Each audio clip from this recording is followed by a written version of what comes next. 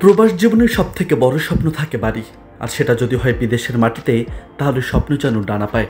তবে এবার সেই স্বপ্ন পূরণ হবে সৌদিতেও। চাইলেই সেখানে কেনা যাবে বাড়ি। সৌদি সরকার নতুন একটি আইন পাশ করেছে, যার আওতায় দেশি বিদেশি ও ব্যক্তি কোম্পানি 2026 সাল থেকে ওয়ালটন এখন দেশের সীমানা পেরিয়ে পৌঁছে গিয়েছে 50টিরও বেশি দেশে।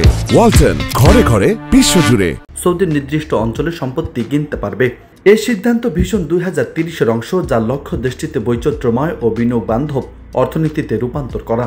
প্রথম ধাপে যে শহরগুলোতে বিদেশিদের জন্য সম্পত্তি কেনার অনুমোদন থাকবে, সেগুলোর মধ্যে রিয়াদ, জেদ্দা ছাড়াও আরও কিছু নির্ধারিত অঞ্চল, যেগুলোর নাম পরবর্তীতে জানানো হবে। মক্কা ও মদিনায় বাড়ি কিনতে চাইলে বিশেষ অনুমোদন লাগবে ধর্মীয় ও সাংস্কৃতিক গুরুত্বের কারণে।